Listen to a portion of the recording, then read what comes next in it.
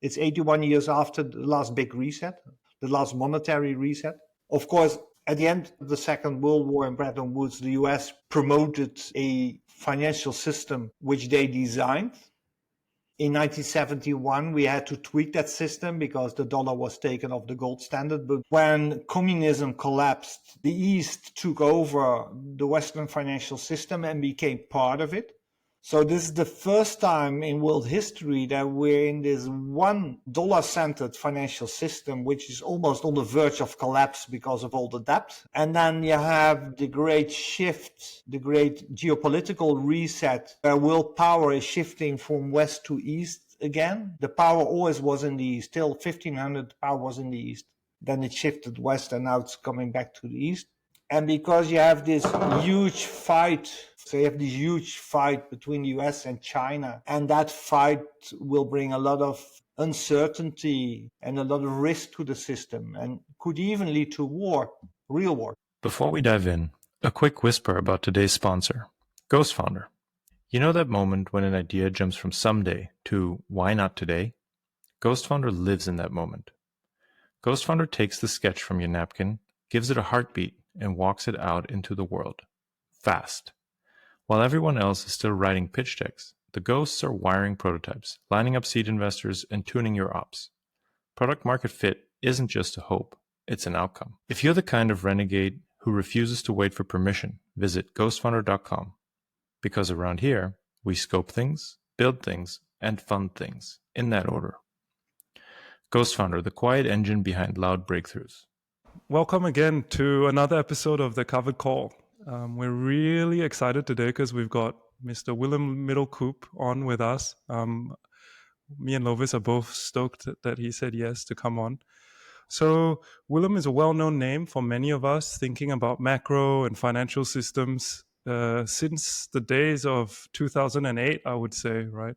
Willem straddles geopolitics, the world of macro. He's into investments with a focus on commodities. He was actually one of the first to explicitly talk about how the system really needed reform, right? And he wrote his book, The Big Reset, which was first published in 2014. I know because I bought a copy for my German father-in-law in, I think, 2015. So... yeah, well, the große Neustart is the German edition. Yeah, the new start. Yeah, exactly. So when I told my wife that I'm getting Willem on, she was like, "Oh, the author of that book from way back when." Yeah. So today, while we would love to talk about what the future holds for us in terms of financial systems, etc., Lovis and I would also like to tease out from Willem how and maybe even why he has been able to carve out a life as full as he has, right? So be it writing books, managing investment funds, starting investment funds, traveling, all these paths are paths that many of us aspire to get to walk down. And Willem seems to be able to juggle and navigate these different journeys all at once. So, Willem, very, very excited to have you. Thanks for making the time. Yeah, well, thanks for the invitation. Somebody like myself, nowadays, you receive many requests for podcast and interview because everybody and his uncle starts his own podcast. So, and they all want to have the names who attract a few eyeballs and clicks. So, I normally say no, 8 out of 10, 9 out of 10 times. So please don't send any new requests. But we always look into the people behind the request because I think everybody should have a chance. So, and then when I saw you had your own unique approach, it's more about the secret of life than the secret of money. And the secret of freedom, and I like that approach. So I thought let's take this one. Oh, cool. Perfect. Yeah. So just right before we push record, Willem, you were just starting to tell us that this is your 10th career. So because I'm super interested to hear a little bit about your personal history, maybe from that angle, if you can recall them, don't worry if you can't. No, I made a list. So because I was just thinking, I never prepare these kind of interviews, or just a few minutes. So I was just concentrating on the topics for a few minutes, and then I thought it's about freedom and being independent, and that's something which has been, I think, the main topic in my life. And then I started to think about the career, and I started as a photojournalist. Actually, that was my second career, because my first career, I was trained to be doing marketing with Unilever, because I was a trainee with Unilever. So let's say that's my first career, but that one failed because I didn't want to continue within a large corporation. I thought I should be independent. So then my second career was being a photojournalist. And I started doing that next to my studies in Amsterdam since 1980. I was born in 1962. I fell in love with photojournalism at the age of 16, 17. I always follow my inner compass, my ambition, I always try to do what I really like.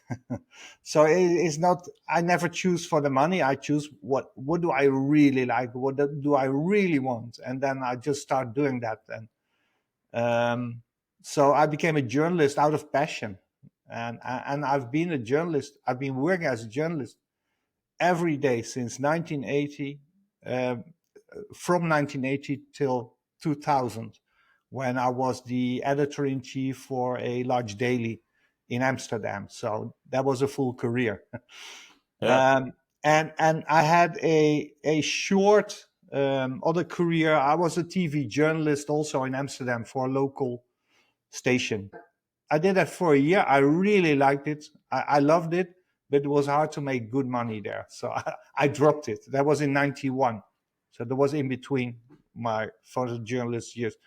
Then I wanted to make money, and I went to Russia in 91, right after communism collapsed, to make some feature stories. And I met this very bright Russian guy who spoke perfect American. He didn't speak perfect English. He spoke American. He was one of these guys, he was trained to be a spy probably. And I asked him, what do you want to do now? Because communism collapsed. He said, I want to be a businessman. I said, oh, I'm your partner. Because he needed a partner in the West. And then we tried several things. And our main, enterprise was setting up the export of Russian timber. And we worked almost non-stop on that for 2 years, because all the timber, Russia produces a lot of timber and plywood and all that stuff. And that was always exported through Moscow. But because of the implosion of the system, they didn't know how to export the timber, because Moscow, everything collapsed there. So we tried working on that. We found the first client in the Netherlands who wanted to import 5 million worth of timber, Russian timber, in the first year, but we couldn't get the financing, and then we dropped that project. That was the only real failed project in my life. So that was Russian timber. Then I started to become a real estate investor in Amsterdam from, let's say, 91 till the 2000s. I was a market commentator for Dutch TV between 2001 2008. I was a newsletter writer in the world of gold and commodities on discovery investing from 2005 till 2008. And I started the Commodity Discovery Fund in 2008. I'm a fund manager there. I run the fund full time, but I'm also an author of 8 books, and which have been translated into 8 languages. So that's the side business. And I'm a startup investor as well, because I'm one of the founding shareholders of Startup Bootcamp, and we invested in hundreds of startups. I've personal investments in dozens of startups, and one of them became a unicorn. So that's about it. Nice. With your so just because it's something I'm involved in on the other side, not on the investing side, but on the venture building side, do you look globally, or Europe or US, or where do you look for startups? And well, actually, I became a bit disappointed to invest in startups. And I advise people not to invest in startups because I know the system, well, pretty well from the inside. The problem with startups is like Hotel California. You can check in, but you can't check out. Right. You know, these companies, small companies, are not listed. They always need more money. It's almost like exploration companies. But exploration Yeah. companies, which we invest in, who are making these new discoveries, they're listed, so you can always sell them, even when things go bad. But in a startup, you have to wait for the success. And I can tell Yeah. you, if you invest in 30 startups, one will do spectacular, a few will do well, half of them will fold Yeah. or stop within a few years, and the other ones you're stuck. And they expect you to be their free mentor, they expect you to be their free promoter, and um, I prefer to be a passive investor, let the management teams do the work, and I can't do all these different jobs when I also have to invest my precious time in being a mentor and guiding all these young startups. No. Of course. So you're no longer looking, is basically what you're saying. Well, I always keep my eyes open Yeah. because once in a while, there's this guy Lucky. with or girl with a great idea. But I try to listen to a story for 1 or 2 minutes. Sometimes I say, just send me the pitch deck, the Yeah. PowerPoint, and then I can judge it in a few minutes. But you always, that's one of the main lessons of life. You always should open as many doors to happiness and success as possible. And most people, when they found one opportunity, they open that door and they stay there, and they become inflexible. They don't have the mental flexibility to look for something else, and especially when people get older. I'm an old boomer. I'm 63 almost, but I hope I still have the mental flexibility to talk like the two guys like like you. Yeah, I tend to think of it as always trying to increase the surface area for luck, right? Because Yeah. the more activity you do, the more you do in the world, the bigger the surface area that something lucky happens for you or to you. The harder I work, the more luck I find. Yeah, exactly. Willem, so with one question I have, right? With all these really, I would say, I said in the intro, aspirational paths that you've walked down. The thing that I want to know is how do you systematically categorize them so that you know which one to go for first? Like why photojournalism before timber in Russia, etc., right? Because I'm sure It's not somewhere. planned. It's not planned. So how do we? Let's say Nothing somebody. is planned. Nothing is planned. So then the compass. What is that compass reading out to you? Like the Your inner compass, your inner call, your inner feeling.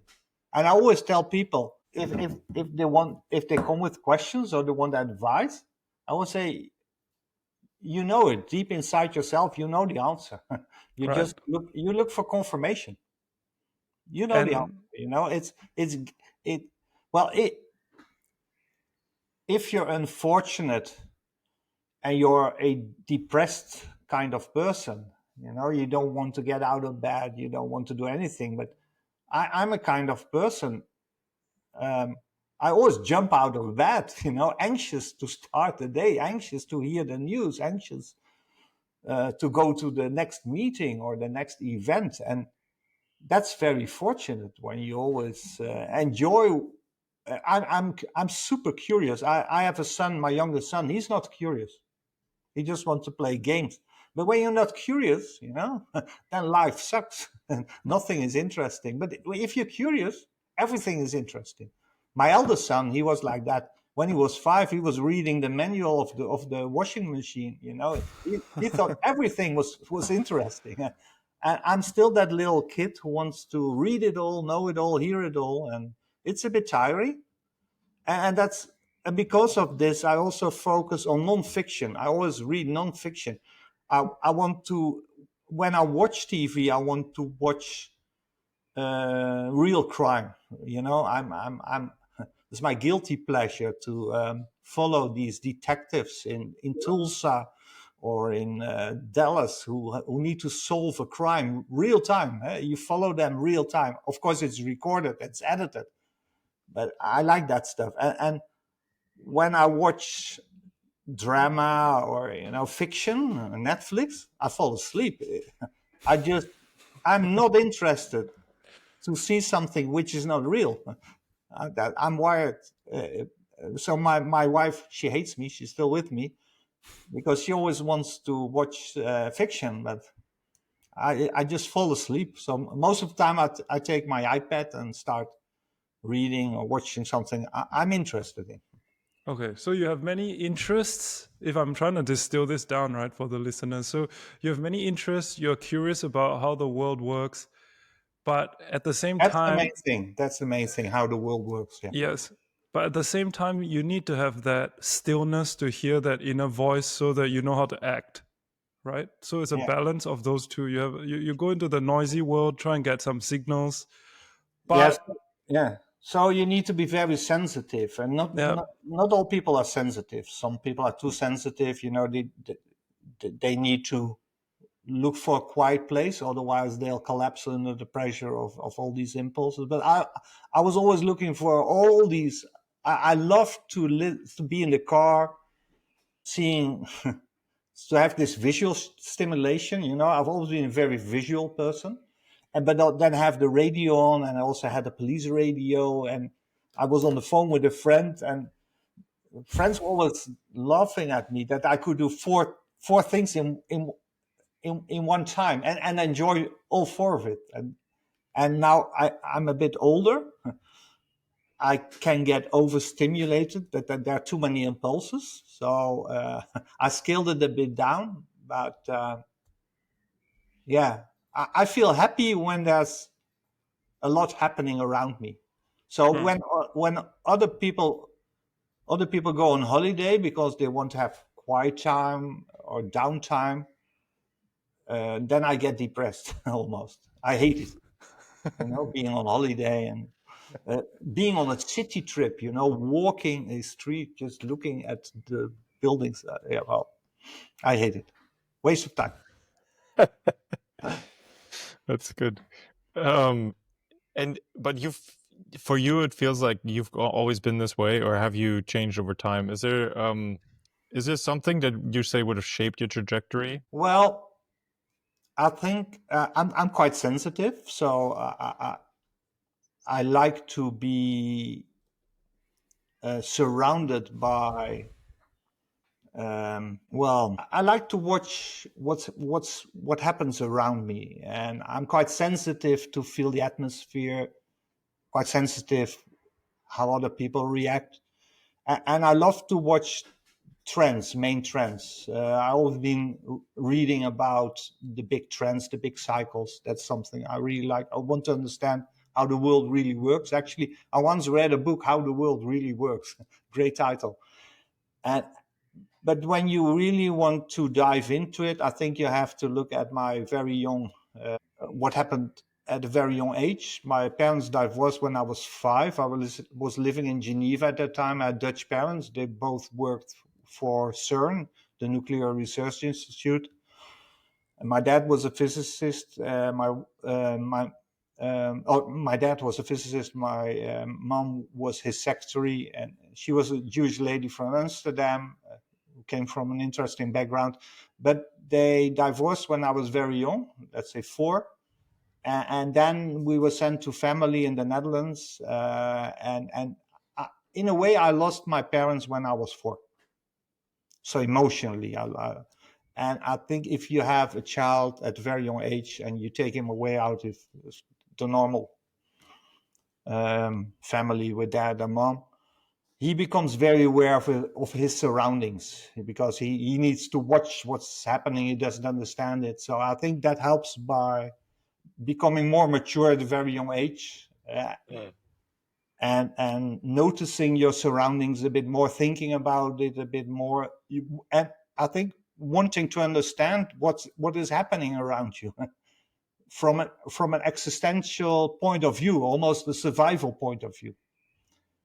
But I had a brother and a sister who were coping with the same, but who have a different character, so they didn't have the same career path. So I think it's a combination of how I was born, the character, and what happened during my early life. And then I had this enormous curiosity, and I wanted to make money. And I learned that I had a talent to make money very early in life. And I also learned quite early in life that I could talk easily. I could talk easily to people, and I could convince them. And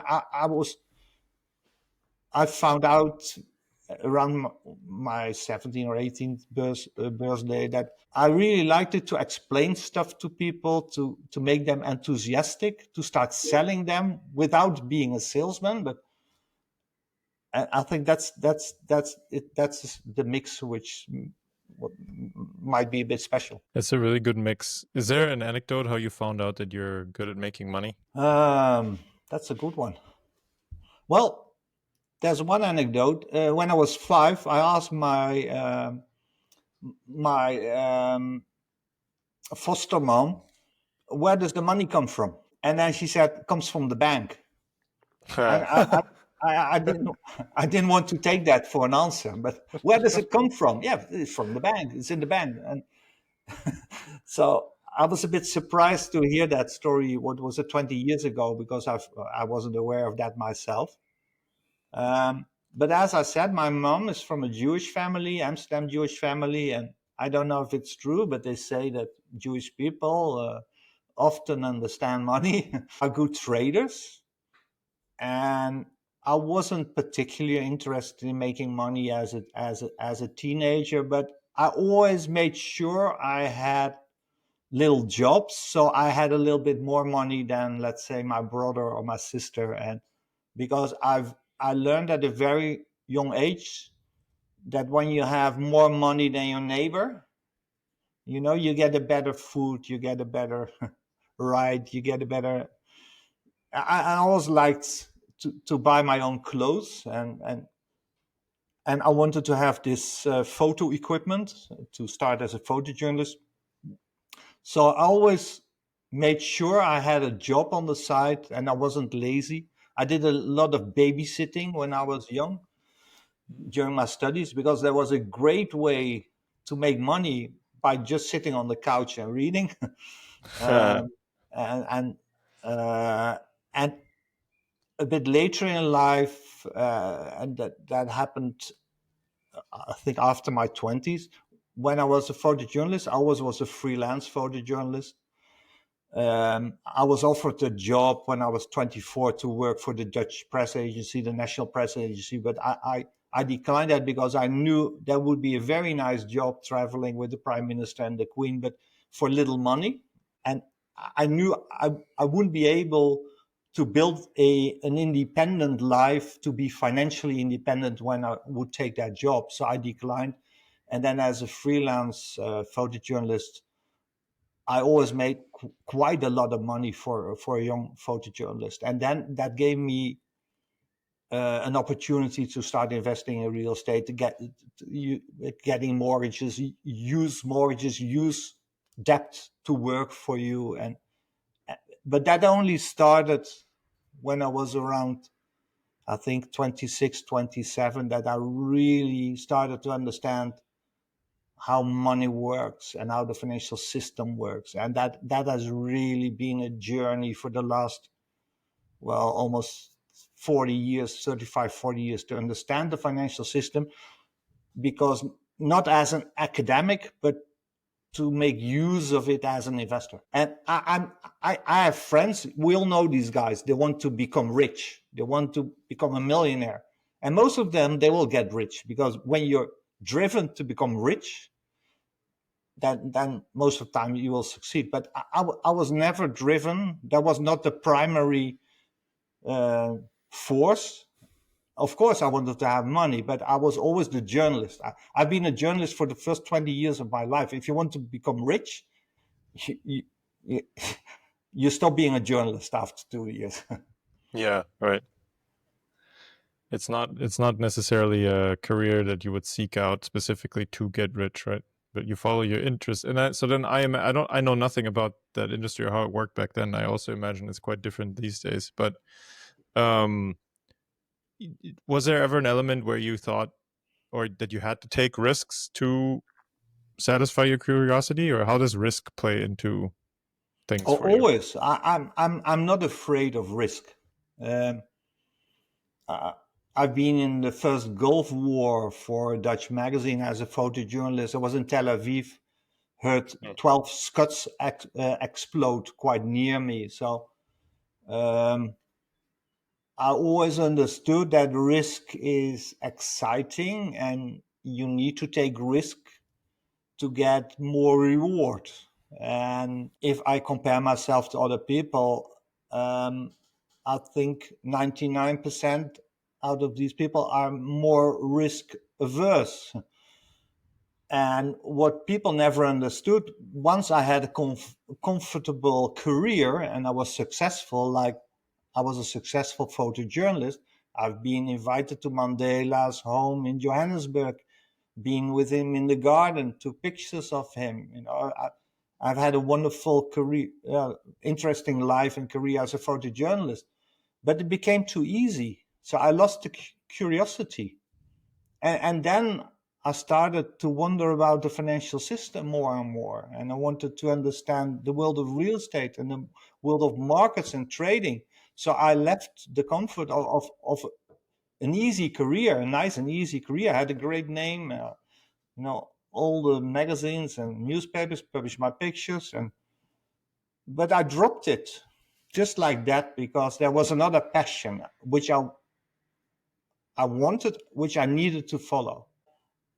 I've been mad at myself at certain times that I started a new career and I had to start from scratch. If you want to export Russian timber when you're 28 and you don't speak Russian, you start from scratch. And when I started from scratch as a market commentator for Dutch TV. That profession didn't exist on national TV. There was no market commentator. When I started the Commodity Discovery Fund, that you take so much risk. You can lose the money, you can lose your good name. But I was never scared. I thought, well, let's try and let's work hard and try. I think I can do it. And people should try, shouldn't be so scared, just try. And if you spend enough time and energy, and if you study and read, if you spend 500 or 1,000 hours on a topic, you know more than 99% of all people on that topic. And if you're able to spend 5,000 hours or 10,000 hours on a topic, you're almost an expert. Willem, on that note, right, you mentioned earlier that in your late 20s, you finally started to learn how the world of money works. And you said it took you maybe 30 years to really understand how the financial system works, right? My question for you is, why do you think something that everybody is involved in, everybody spends most of their life working in and towards something that's in this system, why is it so poorly understood? Because it's like oxygen. We all use oxygen. When do you think about oxygen? Never. You take it for granted. And that's the problem with money. People take it for granted. But I was 5 and I said, where's the money? What's the origin of money? Yeah, it's in the bank. No, where does it come from? Who is? I started to be a real estate investor in the 1990s. And I was 90. It was in 1991. I think I was 29. I bought my first flat.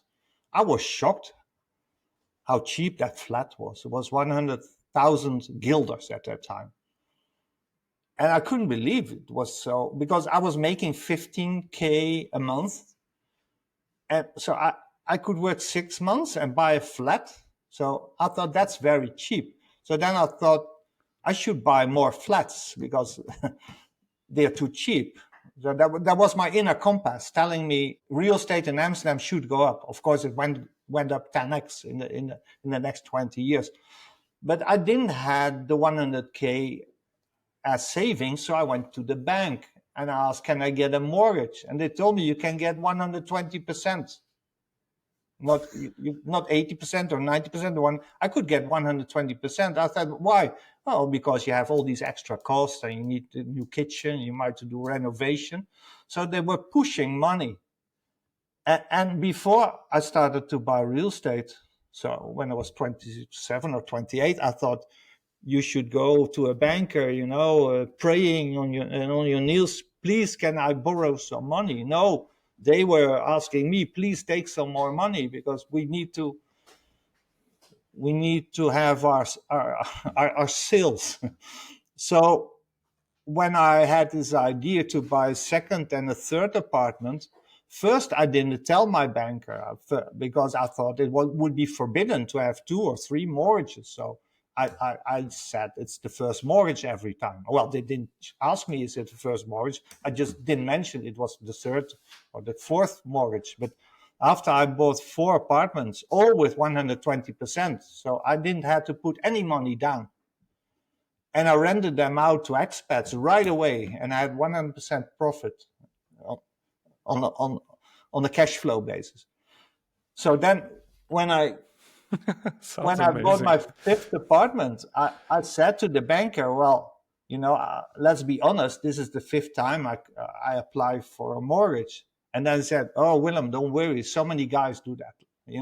We're happy to give you the money. And then I started to think, but who's providing this money, and why is the money, the rates were coming down in the 90s. I started with 11%, but then it came down to 7, 6, 5. So I started to study who's giving me this money, because I really thought it was the saving of other people I was using. But then I learned that if you take a mortgage, the bank just types in the new money in the computer. It's created in the computer. They just grow their balance sheet. That's the way the money system works. So I started to learn about the secret of money and the secret of fiat money very young in life, when I was around 30. So that gave me a head start. And now it's all the Bitcoin community and everybody's talking about fiat and how you should hedge yourself and go to gold and digital gold and Bitcoin, which is true. But at that time, nobody was talking about this. Actually, I remember I was playing soccer. We always played soccer in the Vondelpark, that's in the city center of Amsterdam. And I told my friends, the guys who I went to college with, I'm buying these apartments. They give me the money, 120%. I can rent it out. I don't need any license. And then they said, Willem, this can't be true. Otherwise, everybody would be doing this. And now everybody's doing it. Flipping apartments, renting it, the buy-to-let market. But there was no buy-to-let market in Amsterdam when I started. There was hardly any. There were very few expats at that time. And I think that was a very important lesson for me, because then I understood you shouldn't ask your friends for advice because they don't understand it. And when they understand it and do the same, you're too late. So follow your inner feeling, your inner curiosity, just see where it will go wrong.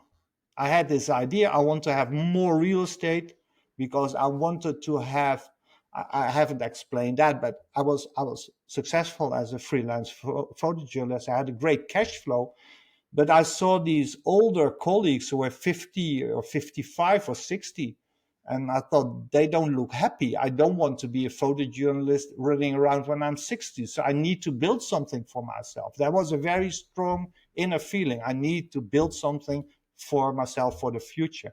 And that's why I didn't want to take that job with the Dutch National Press Agency, because, well, they will give me a low pension when I would turn 65. But I wanted to be independent, also financially independent.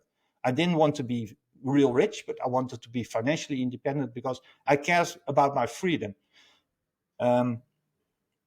So at that time, I understood I need to buy stuff which will become more valuable in the future, and that will bring me my independence. And I thought real estate would be a great asset because it was valued so low compared to Amsterdam. Real estate compared to London or Paris was so, the valuation was, I think, 25 or 30% what you would pay in Paris or London. And then I thought, I have this great idea because I invest in real estate at a very low valuation, and I rent it out and make a profit on the monthly rent.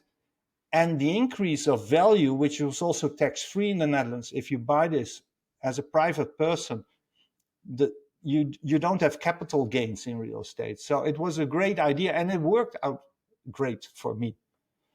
But then I became scared around 2000 about the valuation on stock markets, and also I understood. I read a lot of books around 96, 97, 98 about financial system, the history of money, the history of financial crisis. So in the late 1990s, I was quite aware about the risk of the system, and I understood we were in this bubble phase. I'll stop talking now. You can keep going. I was really enjoying listening.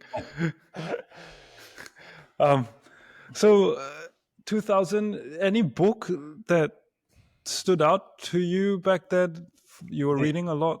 Which one really, like, even till today, 25 years later, is still something that gives you a framework to understand how things are happening? It's The History of Financial Crisis by Kindleberger. Manias, Panics and Crashes, I think is the title. But if you look for Kindleberger, it's a great book.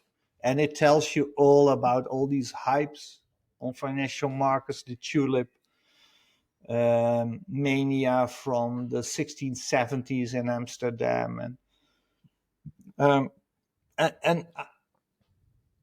what I always learn, that if you read 3, 4, 5 good books on a topic, and I think I was very lucky also to follow my inner compass. Who should I follow?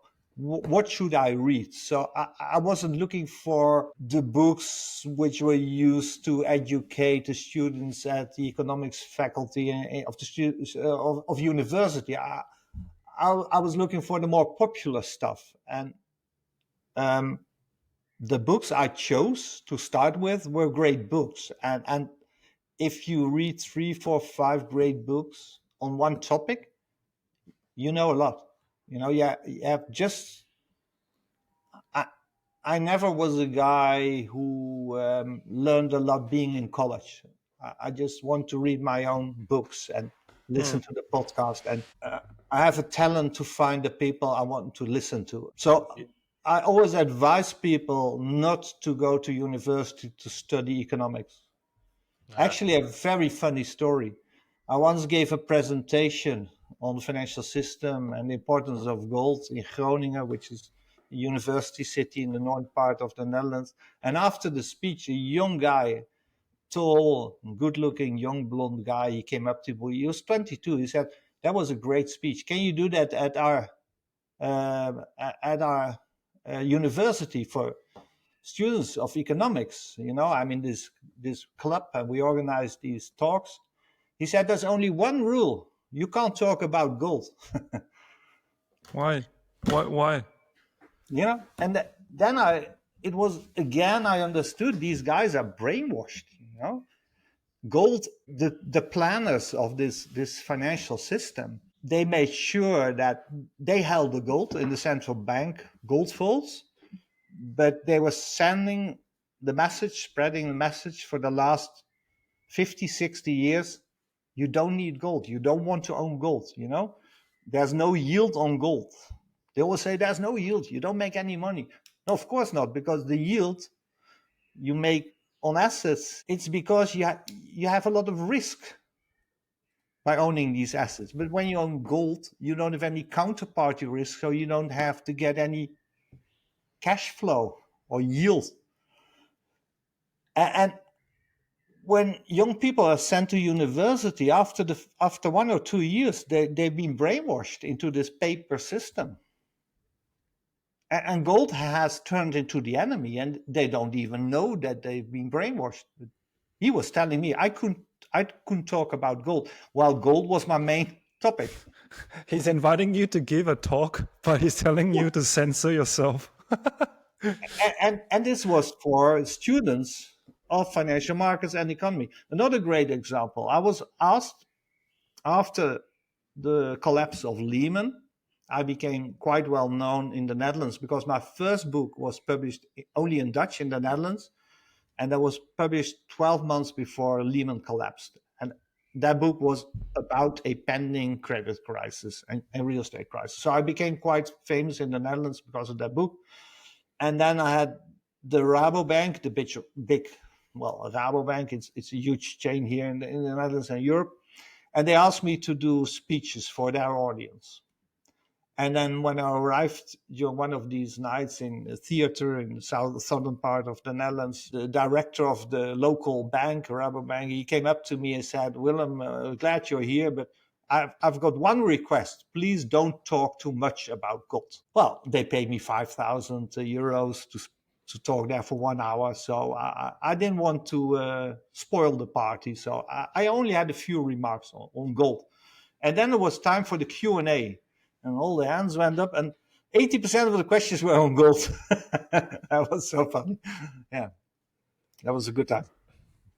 In your different adventures and ventures and endeavors, were you always based out of the Netherlands? I mean, you grew up in Switzerland, so you at least have that. But then I think I know that you've spent time in many places. Yeah, I always wonder what would have happened when my parents wouldn't have been in this divorce, and I would have been living with them in Geneva, having my education there. But well, we'll never know. But I had my education in the Netherlands, and I never went abroad. I traveled a lot abroad as a journalist. I went a lot to Asia in the late 80s, and I think the traveling really helped me to broaden my view, to learn more. You can't understand the world when you haven't traveled. I was having this dinner with an investor friend in Miami a few weeks back. He knows a lot, you know. He's a smart guy. And I asked him, "Have you ever been to Asia?" "You've never been to Asia." You know, you should go there. Go to Hong Kong, go to Beijing. You can't understand the world when you haven't been to Asia or you haven't been to Africa. And as a photojournalist, I was able to travel a lot. I had money enough to make my own trips, and that has really helped me a lot. And up to this day, I'm just back from a trip to Nevada, Las Vegas. I hadn't been in Las Vegas for 30 years, and I learned so much about the world, people, and the financial system by traveling. I actually have one of these listed as a question, right? When you're traveling, Willem, and you land at a foreign country, what are one of the first things that you take note of as you're going through the city, eating the food, looking out of the taxi window?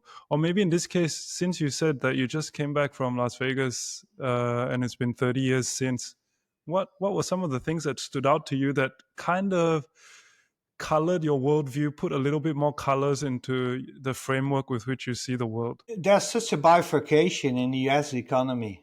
There's this, well, let's say the top 10% of earners, top 20%, they do real well. They still go to Vegas. They still gamble. They still have their fancy clothes. I had dinner in a great Japanese restaurant all alone, $500. That's what people spend there on one night to have dinner. Fortunately, I made $500 that night playing blackjacks. I could tell my wife that I was okay. No, but the money that's being spent there in a few days, and then when you take your rental car and you drive out of uh, Vegas and you go into the countryside, these old mining towns, and these are still towns where people live, but it feels almost like a third world country. You know, it's so poor, and the gas station closed and the motel closed, and so this bifurcation of the U.S. economy, where you have so many people struggling, while the top, it's almost all white elite, you know, the Wall Street type of guys and investors, and they still use the system, they still milk the system. So if you understand the financial system, it's much easier to use the system to make money. If you're asset rich now and you have inflation, you make money by just sleeping. And if you're asset poor and you work paycheck from paycheck, you have a very hard life. And this divide becomes more serious every year. And we see that not only in the US, but we see that in many countries. Have you And been? you're only by being there, driving out of this strip in LA to the countryside, it only takes a 6-hour trip to become aware of this. And you can't be aware of this when you just watch TV. Yeah, the TV only shows you a very specific little focus area that they want you to see, right? Have you been to East Asia or Southeast Asia recently? Actually, not since COVID. I traveled Okay. quite a bit to Asia years before COVID, because 2 of my books have been published in China. I love Asia. I always said when I was young that when I grow up later, I want to live in Asia. I love the food. I like the people, the culture, the climate, the landscape. So I really want to go back. I had a trip planned to go to Japan in 1989, and that was canceled because I got into an argument with a journalist friend. We would go there together, so we canceled the trip. I've never been to Japan, and so we go there with our family now in this year. So I'm really looking forward to that part of the world, and especially now with the great divide we see in geopolitics. You have the West, which is in decline. You have the East, which is on the rise. To understand the world, you need to visit Asia, and I think Asia starts already in Dubai. You know, I travel a lot, quite a bit to Dubai. I bought some real estate there. Dubai is part of the BRICS alliance, and the positive energy you feel in Asia, that's what you feel in the Middle East, at least in Dubai as well. So that's totally different from what I see here in the West. Willem, you've mentioned early on that definitely having the sense of independence and freedom, and kind of of course, having enough money, you know, not necessarily getting super rich, but having enough money to maintain independence was definitely one of the drivers for you. Looking back a little bit, would you say that this has, like, how you define freedom has changed over time? No, actually, not that much, or not at all. That's good. Freedom, for me, freedom is awaking. If you wake as a healthy and not a depressed person, you don't need to wake up very happy. You know, I always think being happy is overrated. You know, I'm a 6 or a 7 every day, and I'm very happy to be a 6 or 7 every day. I don't have many moments I think this is a 9 or a 10, but I have very few moments that I think life is shit and this is 3 or 4 or even a 5. And I think if you're 6 or 7, 99 out of 100 days, you're very happy.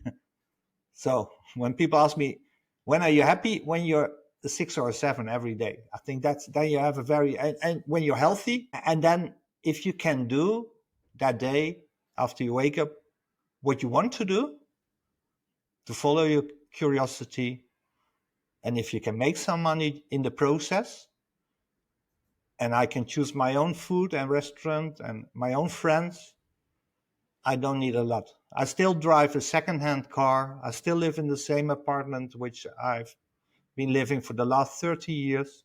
And I see we meet many rich people, and most of them are caretakers of their own possessions. They have a house there, they have a house there, they have a car there. They're just busy the whole day by managing their assets. And sometimes it's even a burden. So we know this from scientific research as well. If you make your first millions, you become more happy. If you make another 100 million, you become unhappy, because it just brings more problems. So that's really interesting. So I can relate a lot to what you said, right? If you can, what did they say? Somebody to love, something to look forward to. Like you have a routine that you enjoy. What do you think is the sweet spot these days for personal wealth? Well, the journey is more interesting than the destination. And Right. I see also many older guys who sold their business, and then they have 10, 20, 30 million, but they're not happy with their life because they don't have, they miss this position that they were owning this company and had to work hard and bring it somewhere and have all these problems. But I think life is not about going to the beach every day and do nothing and watch your Bitcoin go up. So many of these digital nomads, they will learn that's not a happy life. You want to have your base somewhere, settle somewhere, and you don't want to fall in love to a new girl every week. You want to find that one girl, and I think it's deep inside us. We want to settle down and build something business-wise or family-wise. But your question was, what's the sweet spot financially, wealth? If you have enough money not to worry about money, then you're very happy. And it's awful to have money problems. That's really awful. It really makes people sick and depressed. So the most important thing is to have enough money not to have money problems. So that's keep away from stupid debt stuff. And there are two kinds of money. One is cash flow. Second is savings, assets. Cash flow is more important than savings.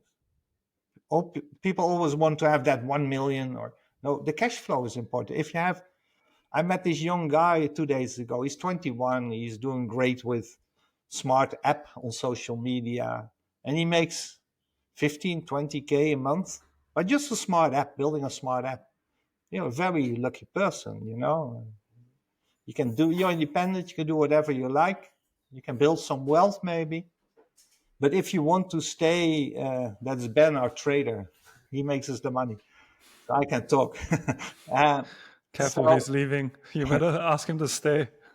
No, he has his, it's 3 p.m. now, and then in Amsterdam now he has a short break because the market's open in 30 minutes. Oh, right. In the US, yeah. Okay. He's going to buy a herring, the fish. Nice. So he'll come back in 15 to 20 minutes. But if you want to ask me how much money do you need to have a comfortable life, in the old days, 1 million was enough, but 1 million isn't that much money anymore. So I think in general, people now say 5 million. And the Swiss bankers, they always say you're well-to-do if you have 10, 20 million. Over 20 million, you're rich. Then the problems start. Because of the debasement of currency, there's so many people who have a few million. Right. And but I never wanted to be real rich. I always wanted to be financially independent, not worry about money, and that has worked out quite well. But I still work damn hard. Absolutely. Willem, through the books you've written and just generally what you're known for also on social media, you have more than proven that you've had pretty incredible foresight over, looming crisis or looming phase shifts be they geopolitical or how they affect the markets, etc. What would you say is currently on your radar? We have entered a very exciting time in world history. It will bring, it's 80 years, 81 years after Bretton Woods, after the last big change and big start, new start. It's 81 years after the last big reset, the last monetary reset. Of course, at the end of the Second World War in Bretton Woods, the US promoted a financial system which they designed.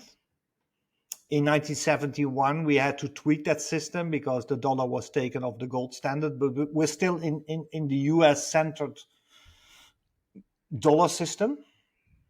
When communism collapsed, the East took over the Western financial system and became part of it. So this is the first time in world history that we're in this one dollar-centered financial system, which is almost on the verge of collapse because of all the debt. And then you have the great shift, the great geopolitical reset, where world power is shifting from west to east again.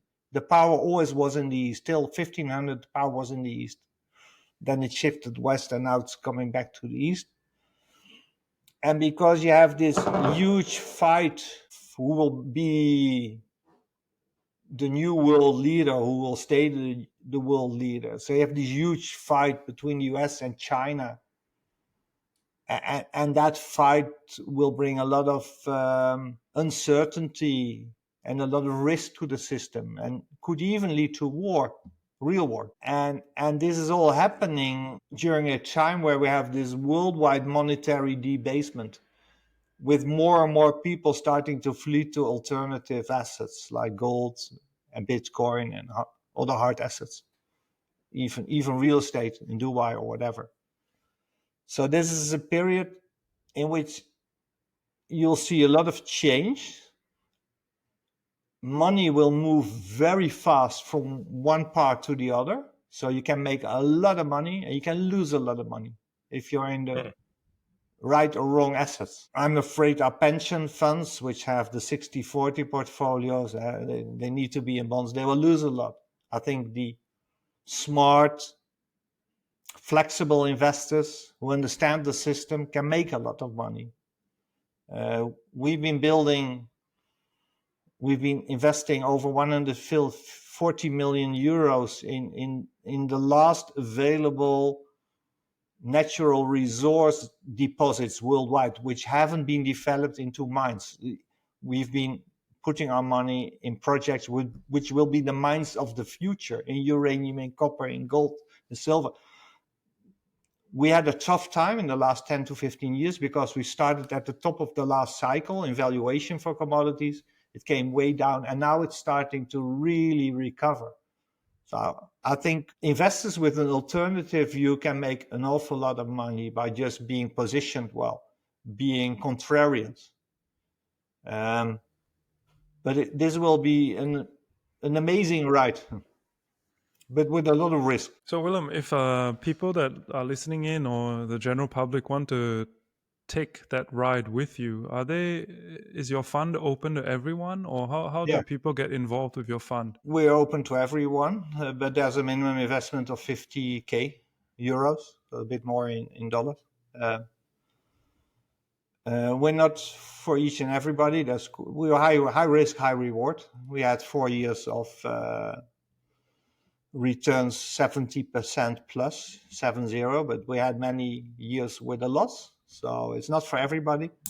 But I'm 62 now. I've been studying the world in general and investments more specific for the last 30, 40 years. And this was the smartest thing I was able to find. But besides these investments, I also have the physical, the gold, silver, Bitcoin, and the real estate. But I always say, I hope one day I will be remembered as the guy who really put discovery investing on the map. So it's a style of investment where you invest very early on in small companies making these huge discoveries in copper, uranium, or whatever. And I always say to friends, when Warren Buffett would have found this investment opportunity at a young age, being able to invest in these small companies, finding these huge deposits, it's my belief he would have been a discovery investor, because I read his biography. He was just like yourself and myself. He was just looking, when he was 20, 30, he was looking, what's the holy grail? What can bring me money? And not that he wanted to become rich, but he wanted to understand the game. And I always mention it as a great example. 2 years ago, he was 91, Charlie Munger was 97 or 98, and they were both sitting behind the desk explaining to their investors how you can make money in this world, you know? Billionaires, but they're 91 and 97, explaining to investors how you can make money and why they like to spend their days sitting behind that desk explaining it. And that's why I always say, I will never retire. As long as my brains will work, I will never retire. Because this is the most fascinating game you can play. With that, what would you say is the favorite part of your day? That's 6 a.m. when I wake up. And I open this iPad and I look what happened to our investments in Australia. And what has happened to the dollar and commodity prices and the general news. And then when everybody's silent, when it's 7 a.m., I know enough to start the day and to take a shower. Nice.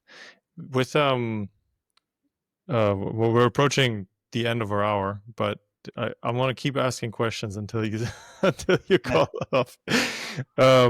You're quite active in places like X. Was that a deliberate choice? I mean, I can imagine since you started in journalism that it kind of came easy to you, but no, as I said before, nothing was a deliberate choice. Actually, I heard about Twitter and then I asked myself, why would you use Twitter? You know, why? And actually, I was invited at the radio station to do an interview around 2010.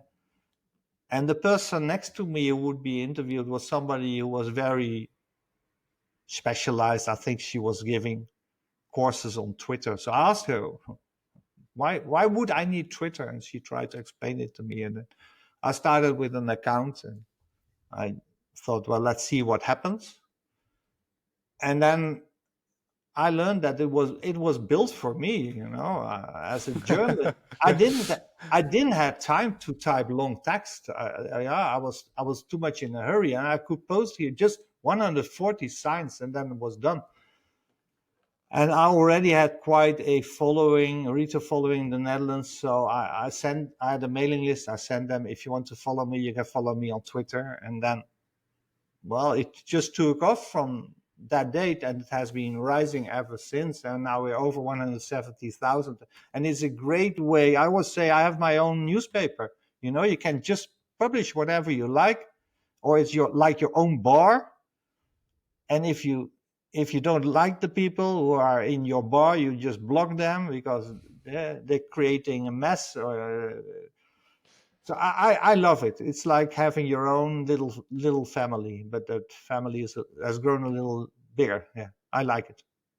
And the smartest brains in this world are on Twitter or X. And the general public and the mainstream media, they hate it. I was on a trip with friends and I had to defend myself that I was still on Twitter. You know, guys, you don't know what you miss. You know, the brightest people are there. They share everything.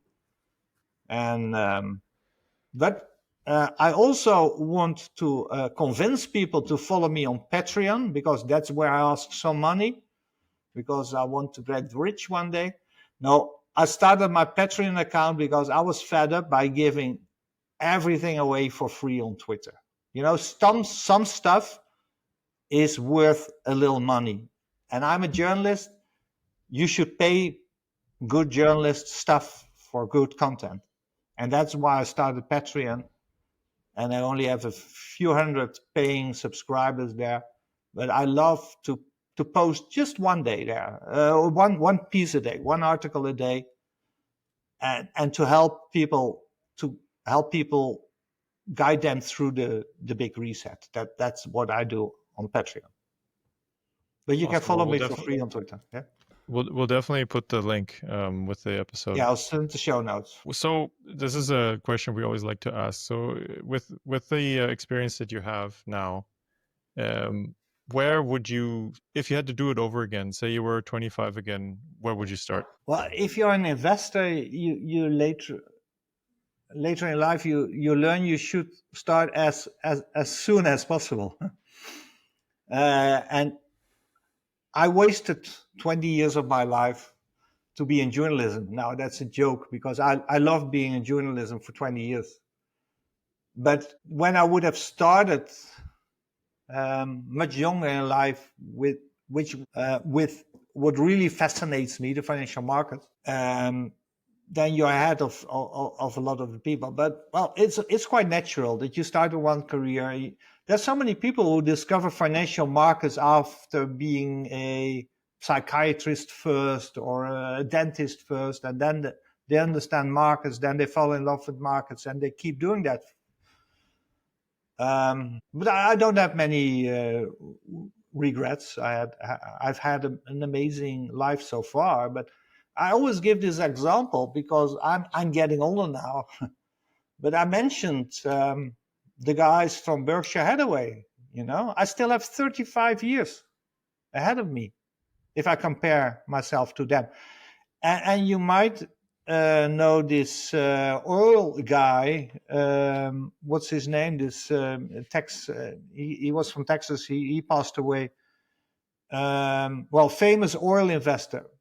But when he was at a very old age, like let's say 85, they asked him, what was the best part of your life? And he said, well, that started when I was 67, because he always worked for these huge oil and gas companies, but he was employed.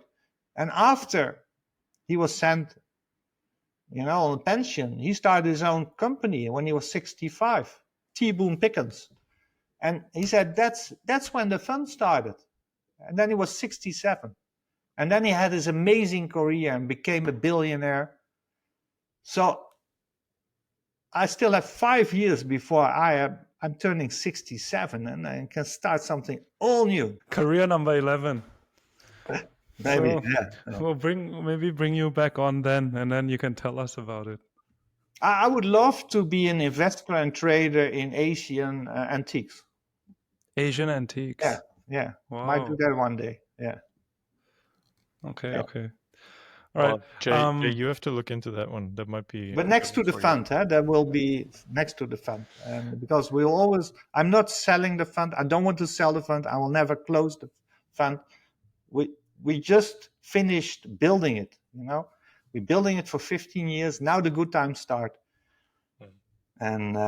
And for people to invest with you, do they need to get in touch with you via the website, or very easy via the website. You just a few clicks and you're in. You will never get out.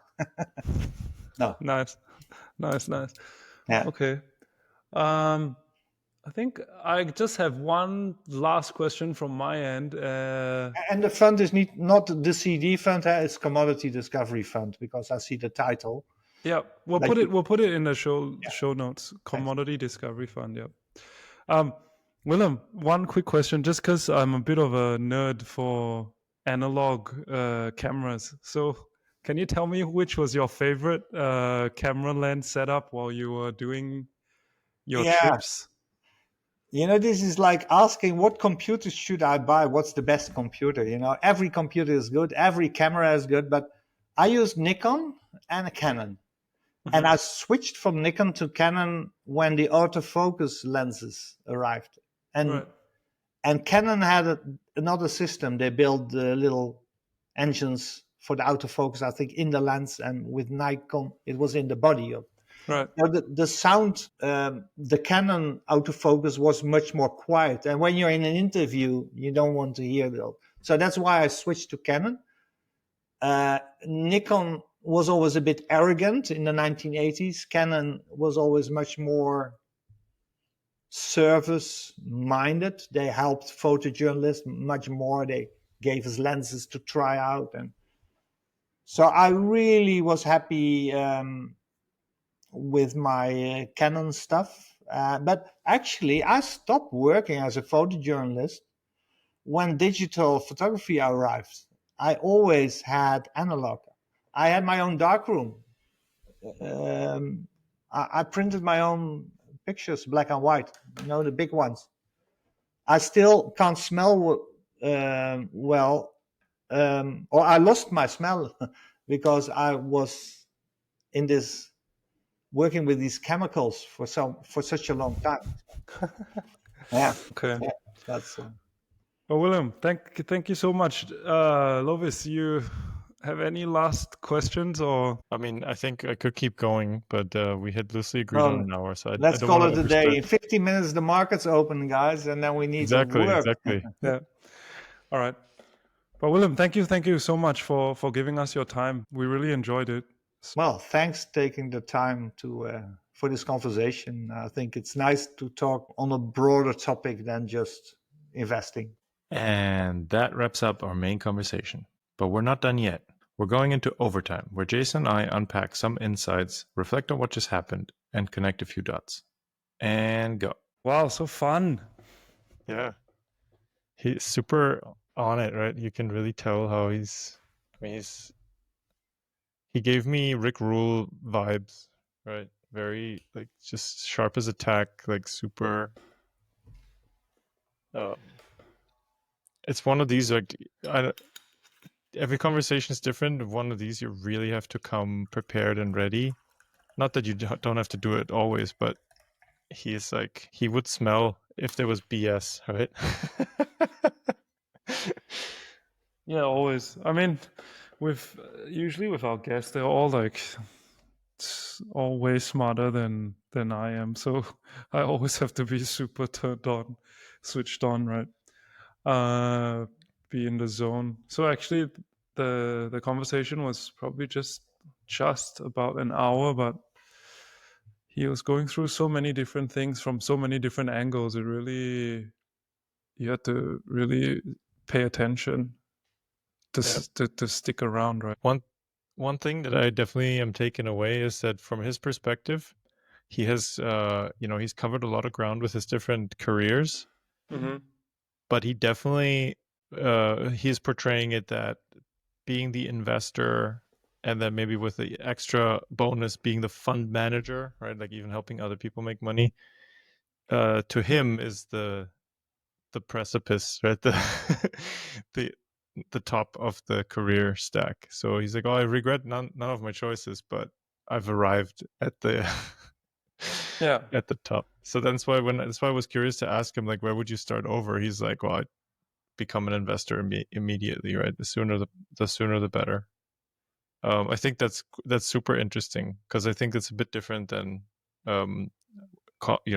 common advice or mainstream advice. Yeah. I guess to have real world knowledge before being an investor helps you tremendously, right? Because when you are an investor, you need to be investing in the world. So if you know how the world works, it helps you to be a better investor. And at the same time, because you're investing, you have to keep being on top of that knowledge, right? You need to keep brushing up, you need to keep updating your software, right? You need to keep doing it, right? And so I think that's why it's ultimately the best game that they love, because you have to, no matter, you can use your brain, you can use leverage, you can scale, and it keeps you smart and on top of things while you're doing it, right? And everything ties into it. Everything. Something happens in China, something happens in Ghana, doesn't matter. It all ties in, right? So I thought that was cool. One thing. Yeah, go ahead. One thing I really took away from it was at the beginning, I kept trying to, or we both kept trying to tease out from him, or distill down his philosophy, right? And at the end, it was cool for me to see that he ran on a very what I would say is a simple algorithm, but not easy, right? It was simple. It's so simple. Hey, chase your curiosity, and you know what you have to do, and then do it, right? It's so simple, actually, right? You can tell it to anyone, but it's so hard to execute on that. But how do I really know what I want to do? Oh, my friends told me this. Oh, my mom thinks that, right? My wife doesn't want me to do that. Oh, and maybe it's just because you're scared and you use other people as an excuse to not do what you have to, right? Yeah, But yeah, he sounds like I thought that somebody who was cool. makes zero excuses, right? Yeah, yeah. Oh yeah, I also that also hit me during the conversation. I was like, well, it is a simple algorithm. It is not, it's simple as in not complex, but implementing it or staying true to it is not easy, right? And yeah, so I was so reminded when he was telling this anecdote. He was in the car with his friend, listening to the radio. He had the police scanner going, talking on the phone, like doing 4 things at once, and enjoying all of it. And then, even his background for this recording is like all the screens, like all the markets, 100 different tickers moving. It's like, of course, he would love that, right? Because there's so much information and like so many things to take into account that if you enjoy this, what I like, ordering chaos is the thing. I know it's the name of your Substack, but ordering chaos is kind of what comes to mind. If you enjoy that Thanks sort for of the thing, shout out. yeah. If you enjoy ordering chaos, then that's the perfect career for him, right? Yeah. Yeah. The chaos is fertile ground to pick from. I'll have to have a look at his Discovery Fund again, because I looked at it a few years ago. I haven't looked deep into it today. I would love to see. I'm not sure if they publish the holdings that they hold, right? But I love their philosophy of buying assets that are in the ground that are not yet developed, right? If it's still the same philosophy as from years back, because to me that's like a very, very elegant organic call option on commodities, right? You're buying something in the ground for $20 an ounce when the real finalized price would be 3,500. Let's say you're talking about gold, right? But because the carrying cost is not super high like a producing mine, you're basically just paying for the administration of the company, right? Of course, you need to be smart about it, because there will be, you read The Speculator, right? Junior mines.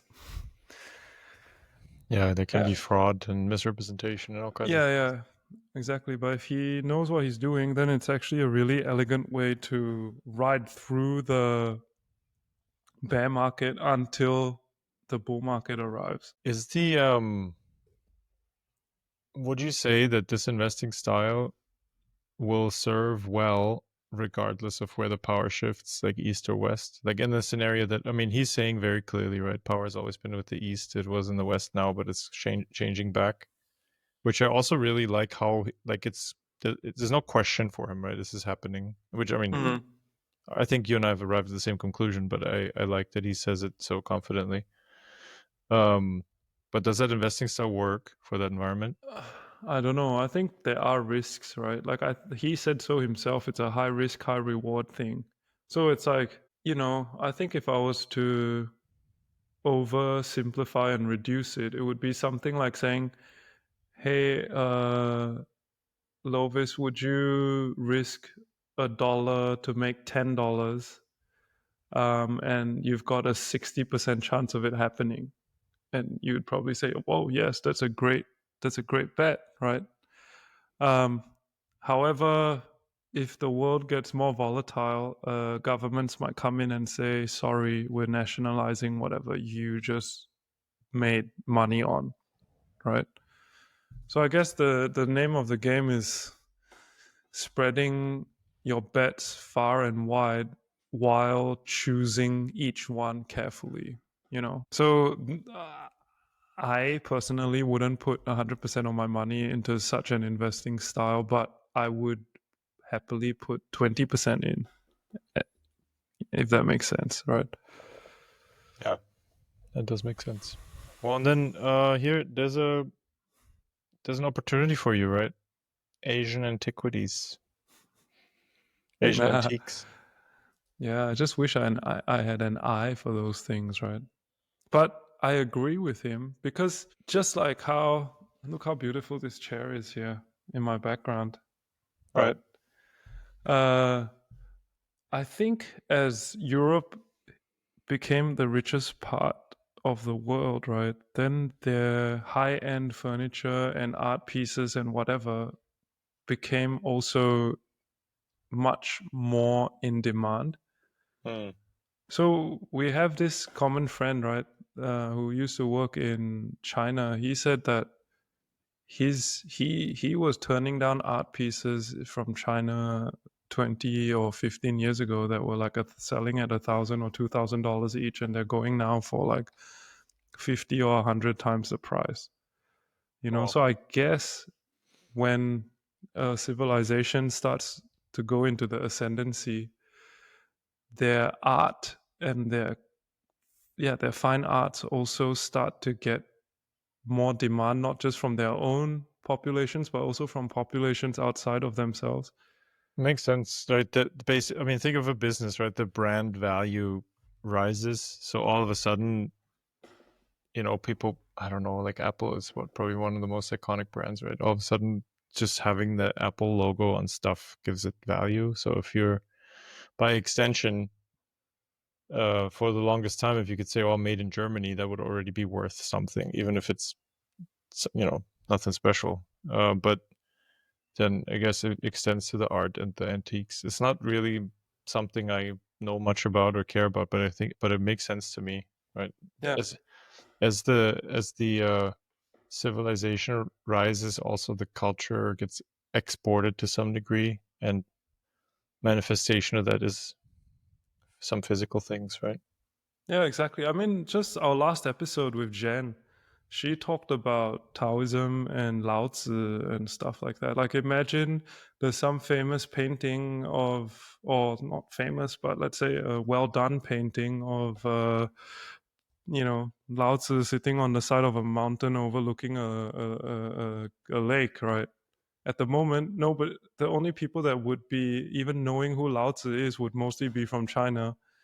And the demand for it would also mostly be from people in China. But you can imagine if China becomes 3 times as rich and 100% more people outside of China know now about Taoism and Lao Tzu and how they might be the original libertarians, maybe they start bidding on these pieces of art, right? And then it becomes this flywheel where, oh my God, look, Chinese paintings gone up 200% this year. Then people start piling in, right? Yeah. I know from going to Yunnan this time, I was shocked when I was looking at these handmade clay teapots. They're really tiny, right? And some go for thousands and thousands and thousands of dollars, right? And they're all handmade.